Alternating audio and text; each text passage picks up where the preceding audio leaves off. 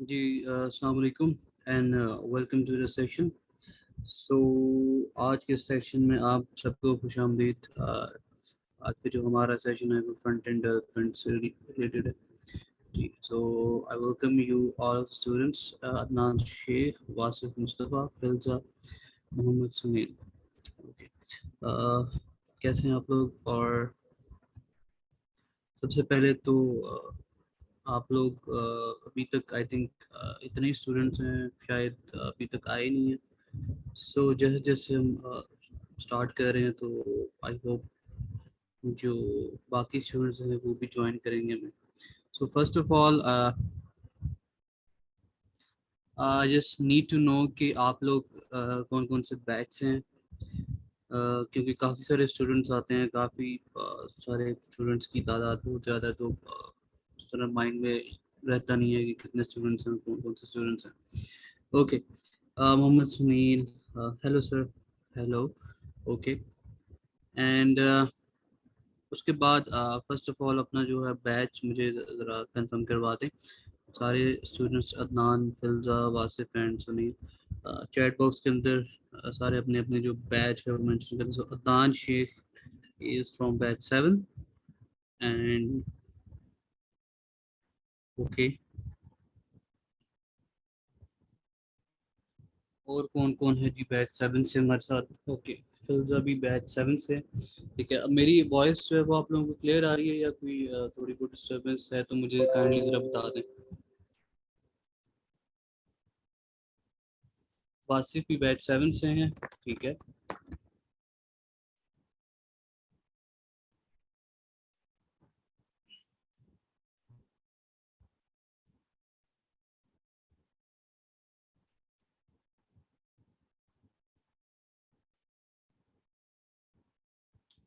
ठीक है जी,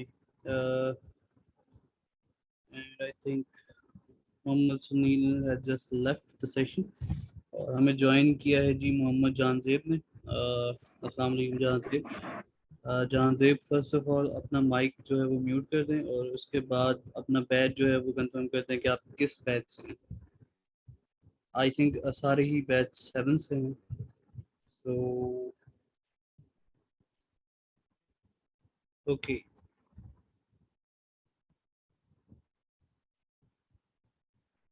अब मेरी वॉइस ठीक आ रही है? ज़रा मुझे कंफर्म कर दें ताकि हम फर्दर जो है वो कंटिन्यू करें सेशन।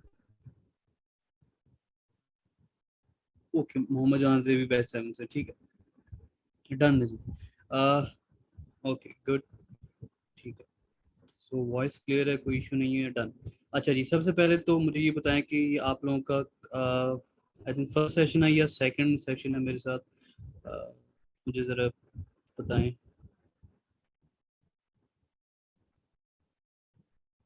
ओके सेकंड, ठीक हो गया, डन। इससे पहले आप लोगों सेशन दे चुके हैं, ठीक है जी। सो और उसके बाद मुझे बताएं आपका मॉड्यूल कौन सा चल रहा है अभी, कौन सा लेक्चर आप लोग अभी ले रहे हैं, आपको कौन सा वीक या मॉड्यूल जो भी है वो चल रहा है?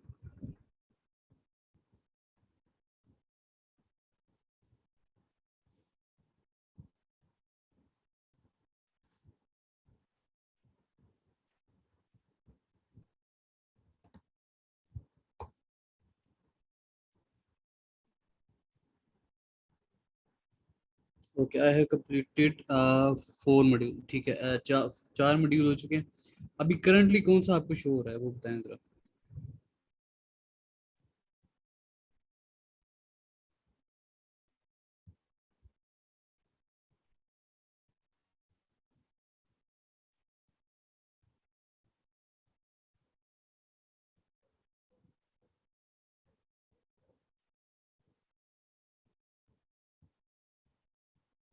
ओके, मॉड्यूल 11 आपका आ चुका है आई थिंक, ठीक है। आई थिंक असाइनमेंट्स आप लोगों ने सबमिट करवा दी थी।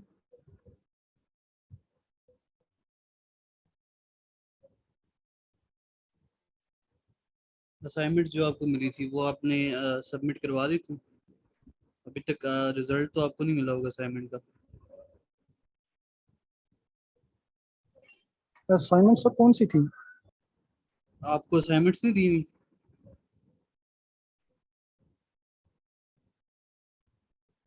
सब मोस्टली तो हम व्हाट्सएप ग्रुप पे ही एक्टिव हैं, तो वहाँ पे तो हमें कोई बस अच्छा अच्छा, सॉरी नहीं। सॉरी, अभी जो असाइनमेंट है वो आपकी जो है, क्या नाम है, जब कोर्स सेंड होगा उसके बाद आपको मिलेगी, ठीक है। वो असल में हमारा जो इससे पहले जो बैचेस गुजरे हैं ना, 1 2 3 4 4 तक आई थिंक, तब जो असाइनमेंट थी ना वो कोर्स के अंदर ही मिल जाती थी। लेकिन अब जो क्राइटेरिया वो चेंज हो चुका है, क्योंकि पहले कोर्स एंड होगा उसके बाद जो प्रैक्टिस है वो आपकी होगी, तो इस तरह से हुआ है। तो आई थिंक आप लोगों को असाइनमेंट जो है वो ये जब आपके 12 मॉड्यूल खत्म होंगे तो उसके बाद आपको असाइनमेंट भी मिलेगी, असाइनमेंट के बाद आपको प्रोजेक्ट भी मिलेगा।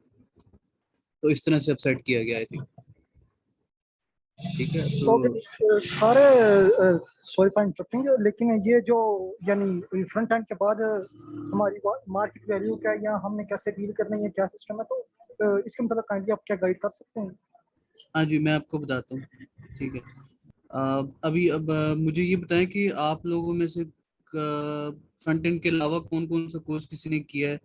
कोई रिएक्ट का कोर्स इनरोल किया हुआ है आप लोगों में से?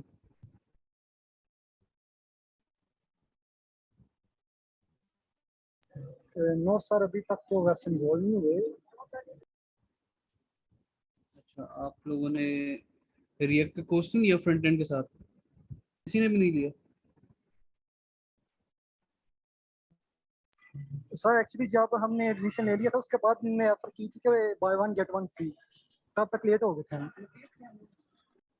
अच्छा, तो आप को ठीक है, ओके। लेकिन एक चीज़ मैं अगर आपको सजेस्ट करता उस टाइम, तो जब आप कोर्स इनरोल करते तो एटलीस्ट थोड़ी सी आप रिसर्च कर लेते, तो इसके साथ आप रिएक्ट का कोर्स भी कर लेते, तो ये चीज़ें ये आप पैरेलल जो है लेके चलते, फ्रंट एंड भी और रिएक्ट जेएस भी, ठीक है। क्योंकि रिएक्ट जेएस जो है वो is very popular framework, not not a framework, framework नहीं, एक जैसे लाइब्रेरी है जावास्क्रिप्ट की जिसके थ्रू हम वेब एप्लीकेशंस पे काम करते हैं, ठीक है। तो जिसको हम जिसके अंदर जावा या HTML सी से जावास्क्रिप्ट मिला के एक पूरी एक जो चीज़ बनती है वो हम रिएक्ट के थ्रू हम कर सकते हैं, ठीक है। So Firoza, I am only doing only front end, okay, अच्छा। तो ठीक है, फ्रंट एंड भी आप ऑब्वियसली आपको HTML का पता होना चाहिए जब आप फ्रंट एंड डेवलपमेंट में जा रहे हैं। HTML का भी आपको आइडिया होना चाहिए, CSS का भी आपको पता होना चाहिए, ठीक है। उसके बाद जो है जावास्क्रिप्ट, तो सबसे ज़रूरी चीज़ है कि जावास्क्रिप्ट आपको आनी चाहिए, ठीक है जी। बेसिक भी आपको आनी चाहिए, ठीक है। जो इसमें कुछ एडवांस चीज़ें वो भी आपको पता होनी चाहिए। लेकिन क्या होता है कि इस तरह से अब इससे पहले अगर हम बात करते हैं तो HTML से जावा वनीला जावास्क्रिप्ट ही चलती थी, जब तक उसके जो कुछ फ्रेमवर्क्स जो है मार्केट में नहीं थे आए, जिस तरह से एंगुलर जेएस है, व्यू जेएस है, रिएक्ट जेएस है, रिएक्ट नेटिव है। रिएक्ट नेटिव तो समथिंग एल्स, वो एक एप्लीकेशन, मोबाइल एप्लीकेशंस के लिए फिर ये ज़्यादातर यूज़ की जाती है, ठीक है। लाइक मोबाइल में एंड्रॉयड हो गया, iOS डेवलपमेंट, ये दोनों क्या चीज़ें उससे डेवलप की जा सकती हैं, ठीक है। बट रिएक्ट जेएस जो है वो टोटली जो है वो उसके साथ आप एप्लीकेशंस बना सकते हैं, ठीक है। So sir, what is the difference between the node JS and react, and which is the best to learn from web development? देखिए जी, दोनों ही वेब के लिए दोनों प्लेटफॉर्म वेब के लिए, रिएक्ट जो है वो आपकी फ्रंट एंड में आ जाती है, ठीक है जी। तो अ, आप इस तरह करें, आप लोग अपनी फ्रंट एंड के साथ जो है वो आप अभी अगर अवेलेबल हैं तो आप रिएक्ट का कोर्स ले लें, ठीक है। मेरी सिचुएशन आपको ये है, ठीक है। अगर आपने रिएक्ट जेएस का कोर्स ले लें, वो साथ स्टार्ट कर लें। नहीं तो आप गूगल पे जाएं, किसी भी प्लेटफॉर्म से आप रिएक्ट के जो कॉन्सेप्ट है वो सीख लें, ताकि आपको उसका भी आइडिया हो, ठीक है। डिफरेंस की अगर मैं बात करूँ, रिएक्ट मैं जिसने बताया कि फ्रंट एंड की जावास्क्रिप्ट की लाइब्रेरी है जिसके थ्रू हम जो अपनी किसी वेब एप्लीकेशन का जो फ्रंट एंड है वो डिज़ाइन कर सकते हैं, ठीक है। और कॉम्प्लेक्स, जितनी भी कॉम्प्लेक्स एप्लीकेशंस हैं वो अब आप देख लें, फेसबुक, फेसबुक को देख लें, आप ये रिएक्ट की जो इसकी ऑफिशियल वेबसाइट है उसको देख लें। आप ये इंस्टाग्राम हो गया, ये सारी चीज़ें जो है ये अब इस टाइम रिएक्ट पे चली गई हैं, ठीक है, ये रिएक्ट पे डेवलप हुई नहीं है। तो इनका जो फ्रंट एंड है वो रिएक्ट पे। अब नोड जेएस क्या है? नोड जेएस बेसिकली हम बैकएंड में यूज करते हैं। नोड जेएस है जी जावास्क्रिप्ट को रन करने के लिए यूज होता है, एक जैसे एक लाइक एन इंजन, ठीक है, इसको हम V8 इंजन कहते हैं। V8 engine for run JavaScript on the browser. JavaScript को ब्राउजर पे रन करने के लिए, ठीक है, हम क्या यूज करते हैं? नोड जेएस, ठीक है, जो रन टाइम है। अब जिस तरह हम HTML की फाइल क्रिएट करते हैं या CSS या जावास्क्रिप्ट की फाइल्स क्रिएट करते हैं, अब हमने अगर जावास्क्रिप्ट को अपने ब्राउजर पर रन करना होता है तो हम क्या करते हैं? हम HTML के अंदर जावास्क्रिप्ट को इम्बेड करते हैं। ठीक हो गया?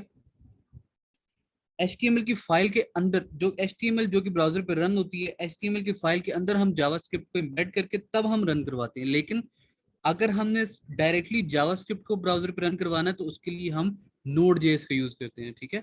तो node JS is basically run time of a JavaScript, ठीक है। इसके बैकएंड पे जो साथ जो अब जो है, अगर एक चीज मैं आपको बताऊं कि अगर आपको जावास्क्रिप्ट आती है, ठीक है, जावास्क्रिप्ट के जो बेसिक कॉन्सेप्ट हैं, जो एडवांस कॉन्सेप्ट है आपको आते हैं, ठीक है, आप उसमें प्रैक्टिस करते हैं, आप आपकी जो है नॉलेज अच्छी होती है जावास्क्रिप्ट के लिहाज से, तो आप क्या कर सकते हैं? आप एक कल पे बन सकते हैं सिर्फ जावास्क्रिप्ट को लर्न करके। फ्रंट एंड पे आपकी रिएक्ट में जावास्क्रिप्ट यूज होती है, बैक एंड आप नोड जेएस, ठीक है, वो रन टाइम है। उसके साथ आप एक्सप्रेस जेएस जो है वो मार्केट में बहुत इन है, ठीक है। और उसके साथ आप मोंगो डीबी यूज कर सकते हैं, जो कि एक डेटाबेस है। जिस तरह हम सीक्वल डेटाबेस PHP के साथ यूज करते हैं, किसी भी पाइथन के साथ यूज करते हैं, किसी भी फ्रेम लैंग्वेज या फ्रेमवर्क के साथ यूज करते हैं, जेंगो के साथ यूज करते हैं, इसी तरह से हम जावास्क्रिप्ट के साथ जो है जो डेटाबेस हम यूज करते हैं वो होती है Mongo DB. Mongo DB basically no SQL database होती है जिसके अंदर जेसन फॉर्मेट के अंदर डाटा होता है, ठीक है। ये एक अलग से एक बहुत बड़ी चीज है। उसके अंदर हमारा जो मंथ है वो एक अलग कोर्स है, उसमें रिएक्ट भी है, उसमें बैक एंड नोड जेएस भी है, एक्सप्रेस जेएस भी है, मोंगो डीबी है। ये एक वो एक फुल स्टैक कोर्स है, ठीक है। तो नोड जेएस बेसिकली ये चीज है जो कि हमारे बैक एंड में बहुत हमारे लिए एक रिक्वायरमेंट है फॉर रन द जावास्क्रिप्ट, ठीक है। उसके बाद एक्सप्रेस उसका फ्रेमवर्क है। एक्सप्रेस के थ्रू हम जो है वो अपनी जो है पीछे बैकएंड सारा सेटअप करते हैं, ठीक है, जिसको हम फिर लिंक करते हैं अपने डेटाबेस सर्वर के साथ। तो ये इस तरह से रिलेशन बनता है नोड जेएस और रिएक्ट उसमें इन्वॉल्व होती है। अगर आपने नोड जेएस के साथ फ्रंट एंड पे रिएक्ट करनी है तो आप रिएक्ट कर सकते हैं, कोई भी आप फ्रंट एंड का एंगुलर के साथ भी कर सकते हैं, ठीक है, रिएक्ट के साथ भी कर सकते हैं। तो this is the main difference of react and node JS, ठीक है। तो रिएक्ट को भी रन करने के लिए हमें नोड जेएस का पैकेज रिक्वायर, जो कि npm पैकेजेस हमारे होते हैं, वो रिक्वायर होते हैं फ्रंट एंड को चलाने के लिए, ठीक है। सो ये एक डिफरेंस है। बाकी जो है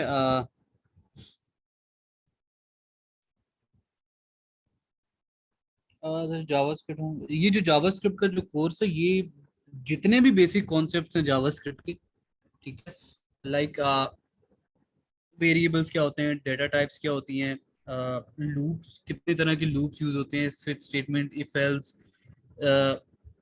ऑपरेटर्स, हर तरह के operators, arithmetic operators, ternary operators, जो है कंपैरिजन ऑपरेटर्स, काफ़ी सारी चीज़ें हैं इसके अंदर। तो ये चीज़ें ही जावास्क्रिप्ट में यूज़ होती हैं, तो इन चीज़ों के साथ ही आपने डील करना होता है, ठीक है। अरे के कितने सारे मेथड्स हैं वो इसमें सीखेंगे आप लोग कि आप लाइक एक आपको एक डेटा स्ट्रक्चर दिया जाता है एक अरे टाइप का, ठीक है, कि इसमें डाटा पड़ा हुआ है, ठीक है। तो अब आपने वो डाटा एक तो शो करवाना है, ठीक है, फ्रंट एंड पे लाके एपीआईज के थ्रू। तो फिर अब आप उसमें कुछ चीज़ें इस तरह होती हैं कि आपने उन उस डाटा को किस तरह से शो करवाना है, या उस डाटा पे कुछ मेथड्स आपने लगाने हैं कि ये डाटा इस तरह से शो हो, या इस तरह से इसको हम रिड्यूस कर सके, या इसकी जो है इसको इंक्रीज कर सके। तो उसके लिए हम यूज करते हैं अरे मेथड्स को, ठीक है जी। तो अरे मेथड्स जो हैं जितने भी हैं वो हमने इस कोर्स में पढ़ने हैं। वो जो अभी जिन्होंने 11 मॉड्यूल कर लिया उनको सारा आइडिया है। उसके बाद जो है वो एजैक्स एक अलग से एक चीज़ है, वो भी आपको बताई गई है, जिसके थ्रू आप डेटा को फेच करते हैं थ्रू द एपीआईज, ठीक है, वो भी आपको कॉन्सेप्ट दिए गए। तो आई थिंक ये जो इसमें जो आपको कॉन्सेप्ट दिए वो सारी जावास्क्रिप्ट जो इस टाइम मार्केट में चल रही है, ठीक है। लेकिन अगर आपने रिएक्ट की तरफ जाना है, ठीक है, अगर आप रिएक्ट की तरफ जाते हैं तो उसके लिए आपको जावास्क्रिप्ट का जो ES6 वर्जन है, ठीक है, जो थोड़ा सा इससे मॉडर्न वर्जन है, ठीक है, उसमें कुछ ऐसे कॉन्सेप्ट हैं जो रिएक्ट में यूज होते हैं, तो वो आपने रिएक्ट के साथ ही सीखने होते हैं। जिसमें मैंने आपको बताया, अगर आप रिएक्ट का कोर्स करते हैं तो स्टार्ट में ही आपको जावास्क्रिप्ट की के जो वो मेथड्स हैं जो रिएक्ट में यूज होते हैं स्पेशली, वो भी आपको सिखाए जाते हैं। तो इस तरह से आपकी जावास्क्रिप्ट जो होती है वो कवर होती है। आपको बेसिक आती है, थोड़ी सी एडवांस सीखते हैं, तो एडवांस में के बाद सीखने के बाद आप रिएक्ट पे चल जाते हैं, ठीक है। फिर रिएक्ट के अंदर जो है वो मोस्टली जो है वो अ, उसके सिंटेक्स भी थोड़े से अलग होते हैं, ठीक है, तो ज़्यादा उसमें चीज़ें जो है वो श्रिंक हो जाती हैं। इस तरह से एक फ्लैट सी जावास्क्रिप्ट होती है, ज़्यादा उसमें जो है इतना मुश्किल सिंटेक्स नहीं होता, ठीक है। तो वो एक आसान चीज़ है, आसानी है थोड़ी उसमें रिएक्ट के लिए। अगर आप जब वो सीखेंगे तो वो that will be very better for you. तो मेरी तो आपको जो सजेशन यही है कि आप इस फ्रंट एंड के कोर्स के साथ जावा उसका रिएक्ट जेएस का कोर्स ज़रूर आपने करना है, ठीक है। बाकी फ्रंट एंड की अगर हम बात करें, जो वैल्यू फ्रंट एंड की है, जो फ्रंट एंड की वैल्यू वही बैक एंड की वैल्यू, ठीक है। तो ये दोनों चीज़ें जो है रिक्वायरमेंट है मार्केट की, ठीक है। अगर कोई बैक एंड डेवलपर है तो उसकी भी वही वर्थ है, फ्रंट एंड डेवलपर है उसकी भी वही वर्थ है, क्योंकि एक फुल स्टैक बनना इतना आसान काम नहीं है। जिसको बैक एंड भी आती है, जिसको फ्रंट एंड भी आती है, दोनों अगर उसको आती है तो वो बहुत लंबा प्रोसीजर होता है, ठीक है। अब हमारा जो कॉन्सेप्ट है वो ये है कि मेरे दोस्त हैं, मेरे जानने वाले लोग हैं, जिस तरह मैं हूँ, मैं बेसिकली फ्रंट एंड पे आ गया हूँ, क्योंकि मैं फ्रंट एंड पे काम करता हूँ। मेरे कुछ जानने वाले वो बैक एंड पे काम करते हैं। उन्होंने क्या किया या मैं क्या कर रहा हूँ, मैं अभी सिर्फ फ्रंट एंड पे फोकस कर रहा हूँ, मैं अभी फ्रंट एंड पे काम कर रहा हूँ, ठीक है। और कुछ लोग बैक एंड पे काम करते हैं। अब दोनों चीजें पैरेलल एकदम से नहीं चल सकती, ये चीज आपने याद रखनी है कि आपने सबसे पहले अपने एक एक चीज के अंदर आप अपनी अपनी ग्रिप जो है वो इस तरह से कर लें कि आपको दूसरी चीज पे मूव करना मुश्किल ना लगे, ठीक है। आपकी लॉजिक बिल्ड हो जाए, ठीक है, आपको प्रोग्रामिंग आ जाए, चाहे फ्रंट एंड में कर रहे हैं चाहे बैक एंड में कर रहे हैं, तो आप इजीली फिर बैक एंड में मूव कर सकते हैं या फ्रंट एंड में मूव कर सकते हैं। एटलीस्ट 1 साल 2 साल आप एक जो है चीज़ पे रहें, उसको लेके चले, उसके बाद आप बैक एंड पे चल जाएं, या बैक एंड अगर आप करें तो फ्रंट एंड पे चले जाएं। तो इस तरह से एक फुल स्टैक बनता है, एकदम से भी फुल स्टैक बंदा नहीं बन जाता। तो मेरी तो आपसे रिक्वेस्ट ये है कि आप अगर फ्रंट एंड करें तो फ्रंट एंड को ही अभी लेके चलें, ठीक है। जो कि मैं अगर आप सैलरी की बात करूं या मैं डिमांड की बात करूं, डिमांड की तो मैंने बात कर लिया आपको। सैलरी की बात करें तो सैलरी भी ऑलमोस्ट सेम ही होती है बैक एंड और फ्रंट एंड डेवलपर्स की, ठीक है जी। तो इसमें ज़्यादा कोई ये वाली बात नहीं है कि जी हमें बैक एंड की तरफ जाना ही चाहिए या फ्रंट एंड की तरफ जाना चाहिए, ठीक है। दोनों का काम थोड़ा सा डिफरेंस होता है। फ्रंट एंड में जो है वो ज़्यादा, अगर मैं बात करूं तो फ्रंट एंड में ज़्यादा जो है वो काम ज़्यादा होता है, ठीक है। आपने हर एक चीज़ को देखना होता है, हर एक आपने स्टाइलिंग को देखना होता है।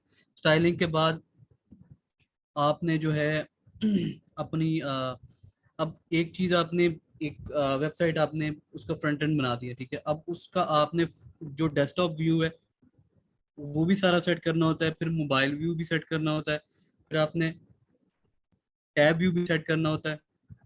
हर स्क्रीन के लिहाज से उसको देखना होता है कि यार ये ठीक है, ये यहाँ से इस तरह से। फिर उसके बाद अगर आपने डाटा फेच करना होता है, ठीक है, बैकएंड वाले का काम है आपको डाटा एपीआई देना, ठीक है।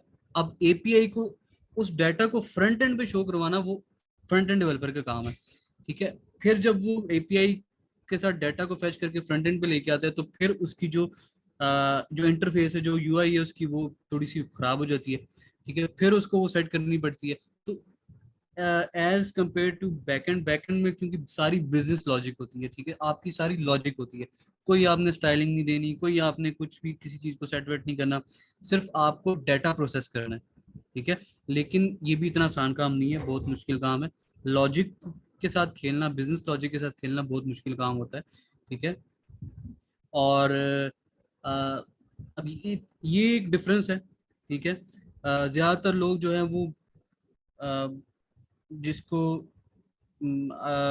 आई से कि लॉजिक के साथ काम करना, माइंड को यूज करना, यूटिलाइज करना, वो उसमें मजा आता है तो वो बैकएंड की तरफ चले जाते हैं। या किसी को स्टाइलिंग अच्छी लगती है, डिजाइनिंग अच्छी लगती है, तो वो क्या करते हैं, वो फ्रंट एंड में आ जाते हैं। ठीक है, तो अपनी अपनी माइंडसेट की बात होती है। तो इस तरह से आप लेके चलें इसको, तो आई होप जो है आप इंशाल्लाह कभी किसी जगह पे लैग नहीं करेंगे। ठीक है, एक चीज आपको क्लियर होगी तो दूसरी चीज की तरफ मूव करने के लिए आप जो है वो इतनी मुश्किल नहीं होगी। ठीक है, अगर एक फ्रंट एंड पे अगर 1 साल 1.5 साल अगर आप लगाते हैं, काम करते हैं, ठीक है, उसके बाद आप बैक एंड की तरफ जाते हैं, तो अब तो इतनी मुश्किल नहीं है कि अगर आपको फ्रंट एंड आता है तो आपको बैक एंड की कोई अदर लैंग्वेज सीखने की जरूरत ही नहीं पड़ती। आपको पाइथन नहीं सीखने की जरूरत पड़ती, पीएचपी नहीं सीखनी है आपने, आपने रूबी नहीं सीखनी है, आपने जावा नहीं सीखनी।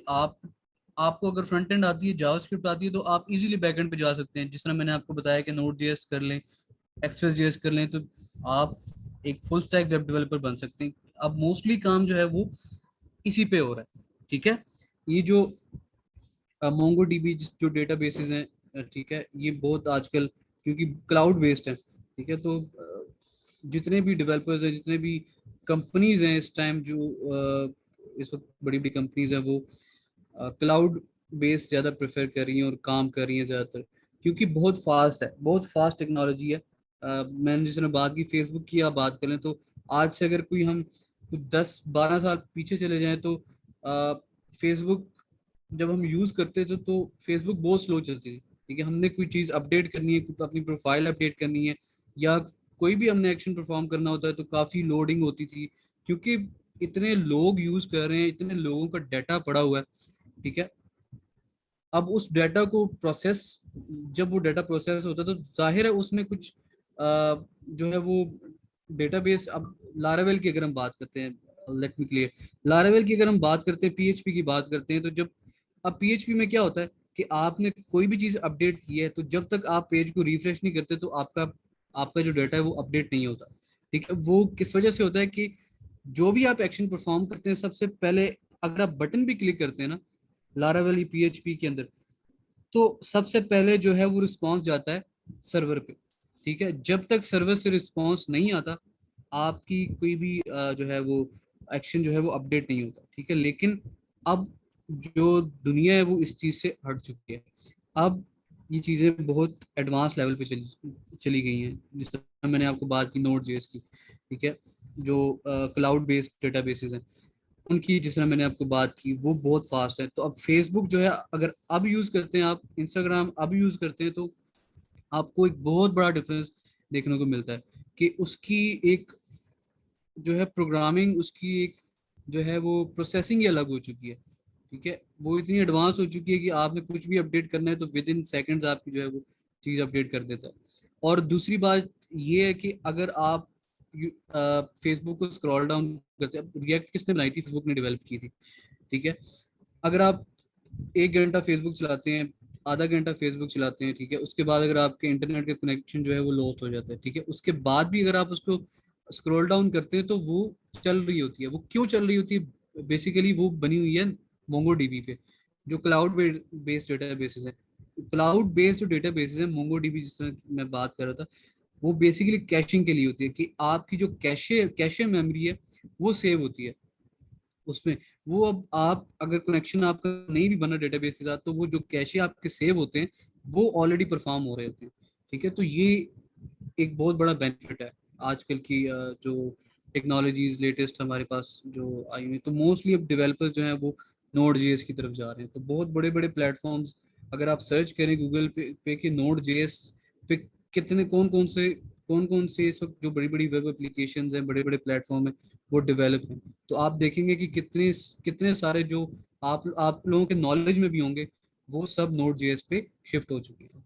तो आई थिंक कि आप लोगों को मेरी बात समझ आ गई होगी कि, हम किस तरह से इन चीज़ों को लेके चल सकते हैं। तो आप अभी तो फ्रंट एंड पे ही फोकस करें, ठीक है, उसके साथ रिएक्ट सीखें, रिएक्ट जेएस उस सीखें, फ्रंट एंड पे काम करें, फिर आहिस्ता आहिस्ता जो है वो बैक एंड की तरफ जाएं। अब मेरा जो एक्सपीरियंस रहा है, जब मैं काम कर रहा हूँ बेसिकली रिएक्ट के ऊपर मैं काम कर रहा हूँ, ठीक है, रिएक्ट जेएस का के ऊपर काम कर रहा हूँ, और यहाँ पे जो कोर्स है रिएक्ट जेएस का वो भी मेरा ही है, ठीक है, फ्रंट एंड भी मेरा है और रिएक्ट जेएस भी मेरा है, ठीक है, तो आप उसमें चले जाएं, वो भी कर लें, तो ये आपके लिए बहुत ज़्यादा बेनिफिशियरी साबित होगा। तो मेरा जो एक्सपीरियंस रहा है वो, मैं जिस तरह फ्रंट एंड पे रिएक्ट जेएस पे काम करूँ, तो अब आहिस्ता आहिस्ता अब मुझे अल्हम्दुलिल्लाह काफ़ी सारी चीज़ों का नॉलेज हो चुका है। अब आहिस्ता आहिस्ता मैं अब सोच रहा हूँ कि मैं बैकएंड की तरफ, बल्कि सोच नहीं रहा, मैं ऑलरेडी स्टार्ट कर चुका हूँ नोड जेएस को, ठीक है, और आहिस्ता आहिस्ता मैं बैकएंड डेवलपमेंट की तरफ भी जा रहा हूँ, ठीक है, तो इस तरह से आप भी लेके चलें, कुछ अरसा एक चीज़ पे फोकस करें, उसके बाद जो है वो आप बैकएंड की तरफ जाए। तो एक चीज़ मैं हमेशा कहता हूँ कि यार आप लोग कुछ भी कर रहे हैं, कोई भी कोर्स कर रहे हैं, चाहे आप फ्रंट एंड का कर रहे हैं, पाइथन कर रहे हैं, आप बैकएंड कर रहे हैं, लारावेल कर रहे हैं, जो भी आप किसी भी वेब की टेक्नोलॉजी पे आप काम कर रहे हैं, तो आप उन चीज़ों को रिसर्च किया करें। आपके सामने कोई प्रॉब्लम आती है, आप कहते हैं कि यार ये प्रॉब्लम है, इसको किस तरह सॉल्व करूं, उसके बारे में रिसर्च करेंगे, तो आपको काफ़ी सारी चीज़ें ऐसी मिलेंगी जिसके बारे में जिसको जिसके लिए ज़्यादा आपको माइंड यूज़ नहीं करना पड़ेगा, क्योंकि हर चीज़ अवेलेबल है, हर चीज़ आपके पास गूगल पे अवेलेबल। बस इतनी सी बात है कि आपने just you have to search the thing, ठीक है, आपने सर्च करनी है तो आपके सामने सारा कुछ आ जाएगा। और उससे क्या होता है कि आपकी जो नॉलेज है वो ज़्यादा इन्हेंस होगी। अगर आप कल को किसी सॉफ्टवेयर हाउस में जाते हैं जॉब के लिए, या आप एज अ फ्रीलांसर काम करते हैं, तो इसमें क्या होता है कि आपको जब चीज़ों का पता होता है, तो अगर कोई आपसे इंटरव्यू करता है या आपसे कोई आपका पोर्टफोलियो लेता है, तो आई डोंट थिंक कि वहाँ पे जो है आप किसी तरह से लैग करेंगे, ठीक है, नॉलेज की बेस पे अगर आप जाते हैं वहाँ पे आपसे इंटरव्यू होता है, तो मुझे नहीं लगता कि आप लोग वहाँ से जो है वो रिजेक्ट होकर निकलेंगे। अगर आपकी जो नॉलेज है, आपकी जो स्किल, जिस स्किल पे आप काम कर रहे हैं, उसकी जो आपकी जो ग्रिप है उस पर अच्छी है, ठीक है, तो इस चीज़ को याद रखिएगा। अच्छा, अब फिल्जा कह रही है कि sir please describe WordPress as, अच्छा वर्डप्रेस तो एक अलग चीज़ है ना। अगर अगर आप वर्डप्रेस भी करना चाहते हैं तो वो भी बहुत अच्छा है, वर्डप्रेस भी कर लें। आजकल जो जितने भी फ्रीलांसर्स हैं वो अपवर्क पे, फाइवर पे मोस्टली प्रोजेक्ट्स हैं वर्डप्रेस के काफ़ी सारे आते हैं, ठीक है, जो लोग अपनी पोर्टफोलियो वेबसाइट बनाना चाहते हैं या ई कॉमर्स वेबसाइट्स बनाना चाहते हैं, और वो वर्डप्रेस पे करते हैं काम, ठीक है, तो बस, लेकिन कोडिंग एक अलग चीज़ है, वो जो काम है वो एक अलग तरीके का काम है, जो कि ज़्यादा इंटेलेक्चुअल लोगों का काम है, ठीक है। वर्डप्रेस क्या है कि वो एक ड्रैग एंड ड्रॉप है, तो आपने सिंपली चीज़ों को ड्रैग एंड ड्रॉप करके आपने एक वेबसाइट बना ली, ठीक है। मैंने भी काफ़ी सारी वर्डप्रेस की वेबसाइट बनाई हुई हैं, ऑलमोस्ट 10-12 वेबसाइट्स में बना चुका हूँ वर्डप्रेस पे। वेरी इजी है, लेकिन उसके अंदर भी कुछ ज़्यादा आपको जो है जो प्लगइन्स वगैरह होते हैं, थीम्स वगैरह, उनको उनके साथ ज़रा आपको डील करना पड़ता है, कि आपको पता होना चाहिए कि मैं कोई चीज़ डेवलप करूँ तो मुझे इसके लिए कौन सा प्लगइन चाहिए, कौन सा थीम चाहिए। अ, तो इस तरह से आप वर्डप्रेस को भी कर सकते हैं, not a big deal. WordPress भी आप अ, को कर सकते हैं। मेरा सर आपके पोर्टफोलियो कहाँ पे देख सकते हैं? मेरा पोर्टफोलियो यार फाइवर पे मैंने हमारे जो अकाउंट है वो बना हुआ था। वो क्या कहते हैं, अभी पिछले दिनों प्रॉब्लम आई थी फाइवर पे, तो वो उन्होंने सारों के अकाउंट जो है वो ब्लॉक कर दिए थे, तो उसका मैं भी शिकार बन गया। तो अभी मैं अपनी जो प्रोफाइल है वो अपडेट कर रहा हूँ अपनी अपवर्क के ऊपर, अपना जो पोर्टफोलियो उसको मैं बिल्ड कर रहा हूँ। तो बाकी जो मेरा लिंक्डइन है, लिंक्डइन पे भी मेरी जो प्रोफाइल है वो बनी हुई है, ठीक है, तो उसका मैं आपको व्हाट्सएप ग्रुप के अंदर लिंक भी भेज दूंगा, जो आप विजिट करके वहाँ पे चेक कर सकते हैं, ठीक है। जब अपवर्क की प्रोफाइल मेरी बन जाएगी तो वहाँ वो भी मैं आपको आपके साथ शेयर करूंगा, और आपको मैं गाइड भी दूंगा कि किस तरह से आप जो है अ, अपनी जो अपवर्क फ्रीलांसिंग की प्रोफाइल्स हैं वो बना सकते हैं। ठीक है, किस तरह से पोर्टफोलियो ऐड कर सकते हैं, क्या क्या आप उसमें कर सकते हैं ताकि आप भी जो है वो फ्रीलांसिंग मार्केट के अंदर जा सकें। ठीक है सर, जावास्क्रिप्ट एपीआई सही से समझ नहीं आए मॉड्यूल्स में। अच्छा जी, जावास्क्रिप्ट एपीआईज वो एजेक्स के थ्रू आपने देखा होगा। एपीआईज जो है उसमें इतना मुश्किल तो नहीं है वो। मैंने सिंपली एक आपको कॉन्सेप्ट दिया सिंपल वे से, इतना मैंने कॉम्प्लेक्स नहीं किया उसको। जो बेसिक आपने सिंटेक्स देखना है, जो हमारे जो फंक्शंस हैं वो देखने होते हैं। उनमें आपको पता होना चाहिए कि कौन सा फंक्शन हमने कॉल करना है, कौन सा मेथड कॉल करना है, असिंक फंक्शन क्या होता है, वेट क्या होता है। तो ये चीज़ें आपने देखनी होती हैं, इतना उसमें नहीं होता। बाय द वे, अगर आपको समझ नहीं आती तो मैं जो है एक अलग से वीडियो बना के मैं आपको जो है वो व्हाट्सएप कर दूंगा। ठीक है, वहाँ पे आप देख लेंगे कि किस तरह से हम करते हैं इसको। ठीक है। अच्छा, और कोई क्वेश्चन किसी का तो kindly.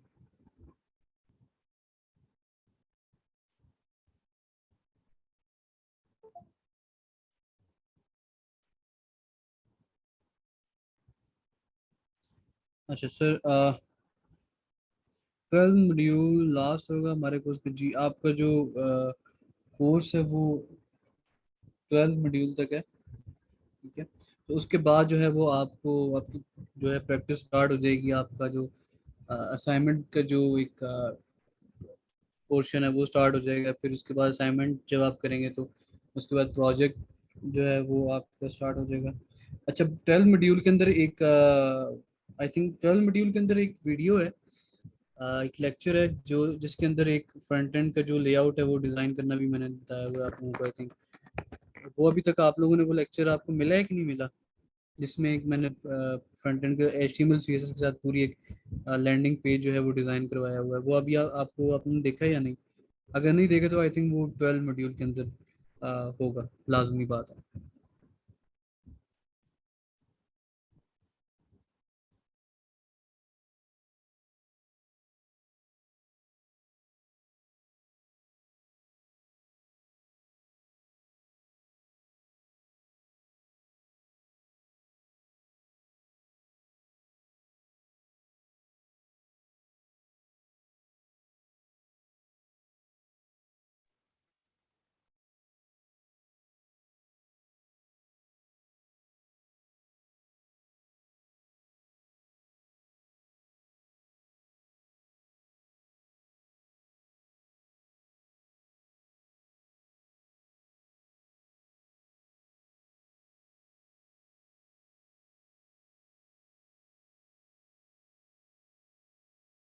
Okay, last date before watching videos,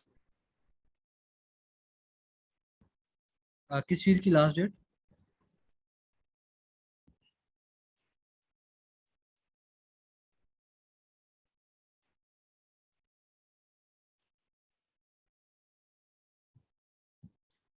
अच्छा अच्छा, कोर्स एंड की लास्ट डेट क्या है? कोर्स जो है वो आपका अभी वो मॉड्यूल पे डिपेंड करता है कि आपका कौन सा मॉड्यूल चल रहा है, क्योंकि एक हफ्ते के अंदर आई थिंक आपके 2 मॉड्यूल अपलोड होते हैं। ठीक है, तो अगर आपका 11 मॉड्यूल है तो इसी वीक आपका जो है वो 12 मॉड्यूल आ जाएगा और आपको कोर्स एंड हो जाएगा। लेकिन आपके जो कोर्स की एक्सेस है वो आपके पास रहेगी, वो कुछ टाइम, काफ़ी लंबे टाइम के लिए, आई थिंक 1 मंथ के लिए या 2 मंथ के लिए, शायद ज़्यादा भी हो सकती है। अब इतना मुझे आइडिया नहीं है, लेकिन तब तक आपके पास कोर्स की एक्सेस रहेगी। ठीक है, वो आप तब भी देख सकते हैं जब आप प्रैक्टिस कर रहे होंगे या कोई चीज़ आपको समझ नहीं आ रही हो।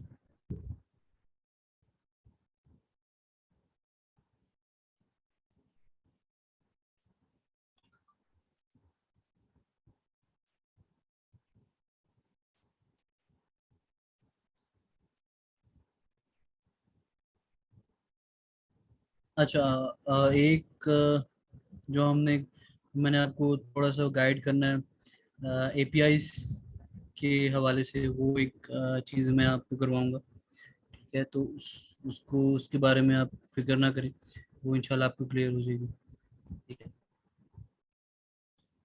सो और कोई क्वेश्चन किसी का रिगार्डिंग कोर्स? अगर कोई कन्फ्यूजन है, किसी चीज़ की समझ नहीं आ रही अभी तक आपको, तो काइंडली ज़रा मुझे बताएं ताकि मैं आपका जो प्रॉब्लम है उसको मैं सॉल्व कर सकूं।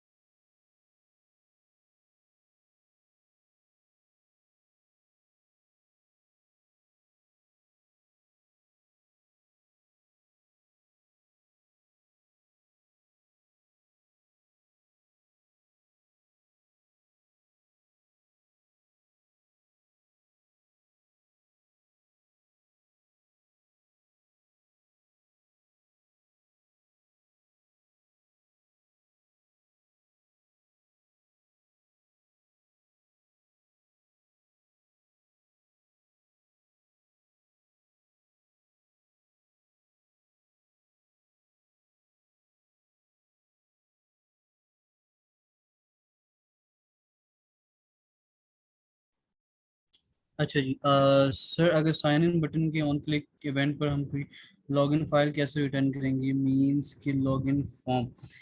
अच्छा जी, तो ये एक केस है, ये सिनेरियो इस तरह से होता है कि अब दो चीज़ें होती हैं। एक दो मेथड्स होते हैं फॉर्म के ऊपर, ठीक है। अगर हम CRUD की बात करते हैं तो ज़्यादा भी हो सकते हैं। बेसिकली जो बाय डिफॉल्ट जो मेथड होते हैं वो दो होते हैं, एक होता है आपका गेट का मेथड होता है, एक आपका पोस्ट का मेथड होता है। अब फॉर्म जो है वो आपका बेसिकली बैकएंड के साथ अटैच होता है, डेटाबेस के साथ अटैच होता है, ठीक है। वो उसमें ऑथेंटिकेशन लगी होती है, ठीक है, वो एक ऑथ लगी होती है। Auth is another very big thing, ठीक है। ऑथेंटिकेशन एक अलग चीज होती है जो कि जिसको हम परफॉर्म करते हैं विद JWT। अब JWT क्या होती है? वो JWT का मतलब होता है जेसन वेब टोकन, ठीक है, जो कि ऑथेंटिकेशन है।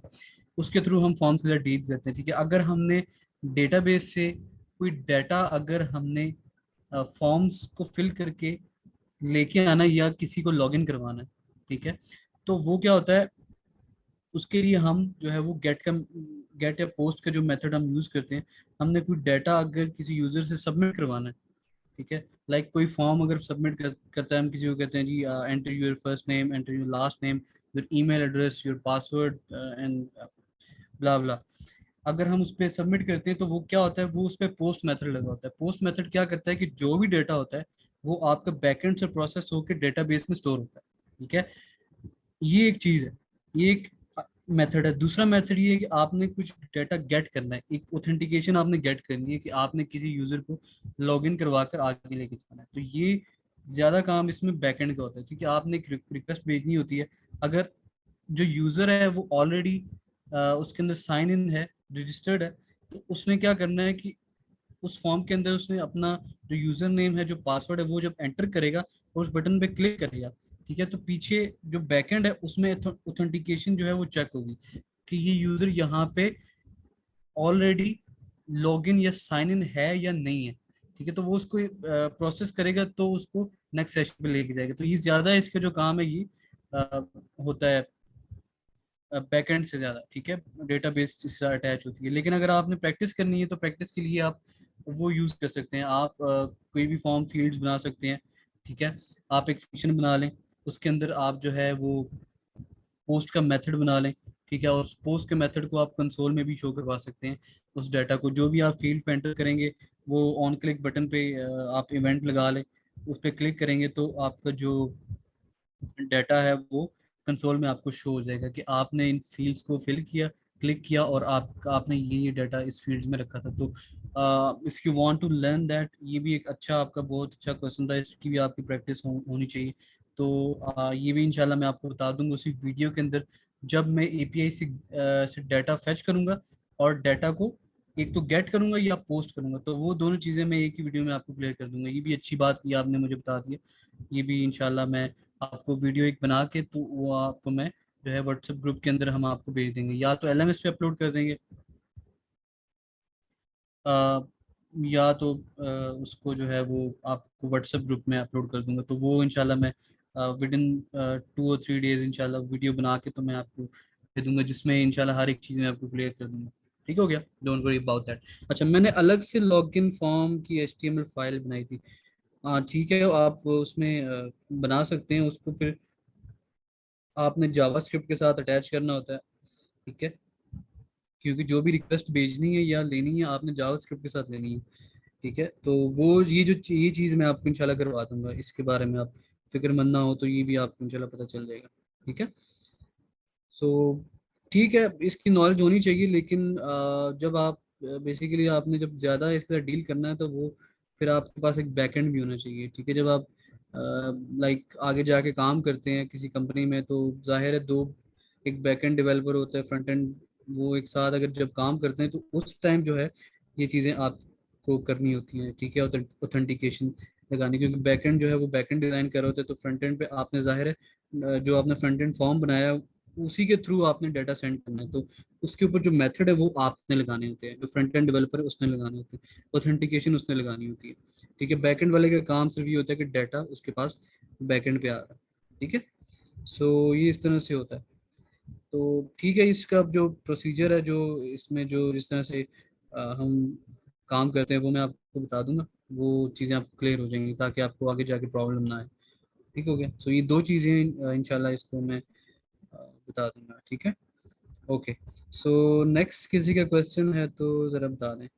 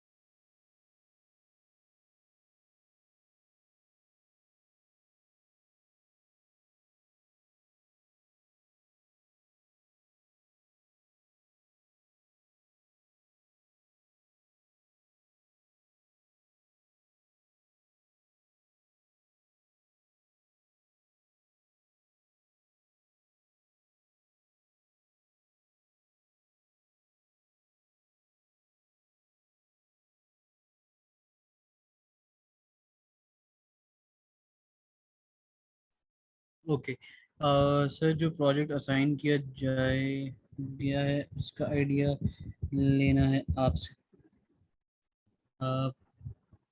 प्रोजेक्ट असाइन किया गया, कौन सा प्रोजेक्ट असाइन किया गया है?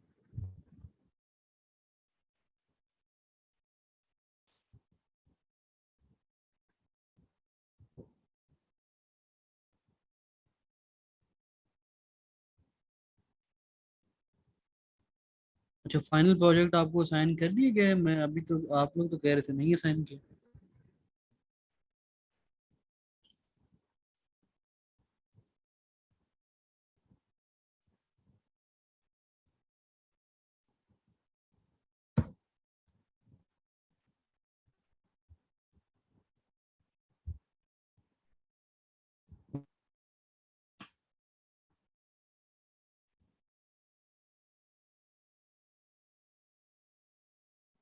अच्छा, प्रोजेक्ट जो आपका है ना वो इस तरह से होगा कि आपने पूरी फ्रंट एंड है, तो फ्रंट एंड में आपने एक वेबसाइट डिज़ाइन करनी होगी, ठीक है। वो एक प्रोजेक्ट बना के उनको दिया हुआ है, उसके अंदर कोई भी किसी भी टाइप की वेबसाइट हो सकती है, पोर्टफोलियो वेबसाइट हो सकती है, या किसी भी कंपनी की कोई टेलीकम्युनिकेशन की वेबसाइट हो सकती है, बिजनेस कोई भी बिजनेस पोर्टफोलियो टाइप, वो आप उसमें इजी सीन है, उसमें कोई इतना इशू नहीं है। वो आप बना सकते हैं, उसमें कुछ पेजेस आएंगे, कोई होम का, अबाउट अस का, सर्विसेज का, कॉन्टेक्ट अस का, 4-5 पेजेस होंगे। तो वो आपने जो वेबसाइट है वो एक फुल फ्लैज वेबसाइट आपने बनानी है, ठीक है। उसमें कोई भी चीज़ मिसिंग नहीं होनी चाहिए, उसमें आपने अपनी क्रिएटिविटी दिखानी है। जो कुछ आपने सीखा है, जो कुछ आपने लर्न किया है, वो सारी चीज़ें अप्लाई करके, किसी चीज़ की समझ नहीं आई थी तो उसको रिसर्च करना है आपने, ठीक है, कि वो किस तरह से वेबसाइट में हम उसको ऐड कर सकते हैं। उसकी HTML CSS जावास्क्रिप्ट इंक्लूड होगी अगर, तो उसके अंदर वो तीनों फाइल आपने अलग अलग बनानी है, ठीक है। HTML सारी लिखनी है, स्टाइलिंग उसको देनी है, ठीक है। वो एक पूरी एक आपने वेबसाइट को जो है वो डिज़ाइन करना है, या आप गूगल से किसी भी वेबसाइट का जो है वो ले सकते हैं, रेफरेंस ले सकते हैं, ठीक है। उसको आप वहाँ से हेल्प, वो आपके लिए हेल्पफुल होगा कि आपके माइंड में एक डिज़ाइन आपके माइंड में आ जाएगा, फिर उसके बाद आपने उस डिज़ाइन को देख के वेबसाइट जो है वो डेवलप करनी होगी, ठीक है, एज अ प्रोजेक्ट, ठीक है। उसके अंदर 4 पेजेस आएंगे जितने भी वहाँ पे मेंशन है, home, about us, services, contact us, या उसके अंदर प्रोजेक्ट्स का आई थिंक है या नहीं है। जितने भी पेजेस हैं वो सारे फुल फ्लैज आपने डिज़ाइन करने और अपनी क्रिएटिविटी दिखानी है। वो फिर हम डिसाइड, देखिए, वो आपका बेस करेगा, आपका जो प्रोजेक्ट है वो बेस करेगा कि आप कितने केपेबल हैं, और उस प्रोजेक्ट की बेस के ऊपर हम आपको इंटर्नशिप भी दे सकते हैं, ठीक है। इंटर्नशिप भी दे सकते हैं, इंटर्नशिप के बाद आपको जॉब भी दे सकते हैं। वो आप लोगों के ऊपर डिपेंडेंट है कि आप कितने क्रिएटिव हैं, ठीक है, आपने क्या सीखा है और आपने क्या जो है वो उस पर इम्प्लीमेंट किया है। तो ये आप कर सकते हैं, आप गूगल पे चले जाएं, कोई भी आप वेबसाइट सर्च कर सकते हैं, वहाँ पे आप देख सकते हैं कि किस टाइप की वेबसाइट जो है वो डिज़ाइन कर सकते हैं, ठीक है। तो वो आप कर लें, ठीक है। सो लेकिन एक चीज़ याद रखिएगा, जो काम आपने खुद करना है ना, ठीक है, जो काम आपने खुद किया होगा, ठीक है, उस वो देख के पता चल जाएगा, वो कोड को देख के पता चल जाएगा कि आपने खुद लिखा है कोड, ठीक है। तो जो काम आपने नहीं किया होगा ना, वो खुद नहीं किया होगा, वो देख के भी पता चल जाएगा कि यह आपने कोड नहीं लिखा हुआ, ठीक है। तो इस चीज़ को जहन में रखिए कि अगर आपने वाकई कुछ करना है, तो अब पूरी ऑनेस्टी के साथ आपने जो है वो काम करना है, काम करके दिखाना है, ठीक है। जो आपको प्रोजेक्ट दिए, ज़रूरी नहीं है कि आपने उसी तरह का बनाना है, आपने कोशिश करनी है उससे भी बेहतर करके बनाना है, ठीक है, उससे भी अच्छा करके बनाना है, ठीक है। एनिमेशंस आपको सिखाई गई हैं, आप एनिमेशन लगाएं उसके अंदर CSS के साथ, अच्छा उसको खूबसूरत करें, ठीक है। जितना आप क्रिएटिविटी दिखाएंगे उतना आपके लिए हो सकता है। एक वीक बाकी है, ये सर API से काइंडली जल्दी से ग्रुप में बता दें। कोई मसला नहीं है, वो आप बाद में भी कर सकते हैं, ठीक है। मैंने आपको बताया कि आपके पास एक्सेस रहेगी, अ, जो है एक्सेस आपके पास रहेगी, वो आप किसी भी टाइम ले सकते हैं, वो आपके उसके लिए परेशान ना हो। फिदा, आर यू फ्रॉम बैच 7? अच्छा, फिदा रहमान, आप बैच, आई थिंक आप बैच 7 से हैं या 6 से हैं, क्योंकि बैच 7 का तो अभी तक प्रोजेक्ट नहीं मिला।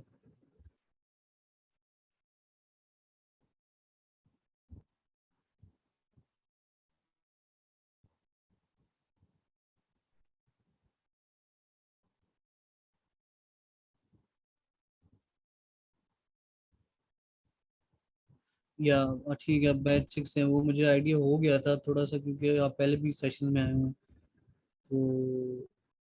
तो आप पे तो प्रोजेक्ट चल रहा होगा, ठीक है। सो अभी जो है बैच 7 से भी यही रिक्वेस्ट है कि जो प्रोजेक्ट आपने करना है वो आपने बहुत अच्छे तरीके से करना है, और पूरी अपनी जो आपने जो जो सीखा है या जो जो आपने अपनी स्किल डेवलप की है वो सारी आपने इम्प्लीमेंट करनी है। ठीक है, उसकी बेस पे ही हम डिसाइड करेंगे कौन कितना केपेबल है किस काम के लिए। ठीक हो गया। सो आई थिंक आज के सेशन के लिए I think this is enough for this session.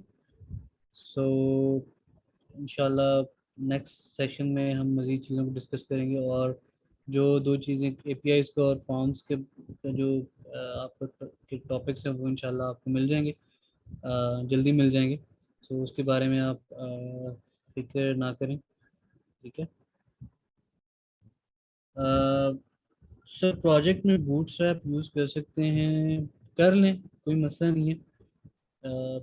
मतलब लेकिन ज़्यादा जो है वो कोशिश करें कि सी एस एस ही आप लिखें, ताकि आपको सी एस एस की जो प्रैक्टिस है आपकी अच्छी हो जाए। ये ना हो कि कल को आप सी एस एस लिखनी पड़ जाए तो आपको पता ही ना हो। तो बूटस्ट्रैप भी यूज़ करें थोड़ी सी, कुछ कंपोनेंट अगर आप यूज़ करना चाहते हैं तो कर सकते हैं। उसके अलावा कस्टम सी एस एस पे ज़्यादा फोकस करें कि खुद आप लिखें, चीज़ें कोड खुद करें तो अच्छा है। ठीक है। So I think this is enough for today. मैंने क्योंकि आज मैं ऑफिस भी नहीं गया तो I have to work from home. ठीक है जी। तो आज के सेशन के लिए इतना। इंशाल्लाह नेक्स्ट सेशन होगा तो उसमें इंशाल्लाह मिलेंगे और मज़ीद चीज़ों को डिस्कस करेंगे। मुझे फिर इजाज़त दीजिए और अपना बहुत सारा ख्याल रखिएगा। See you in the next session. अल्लाह हाफिज़।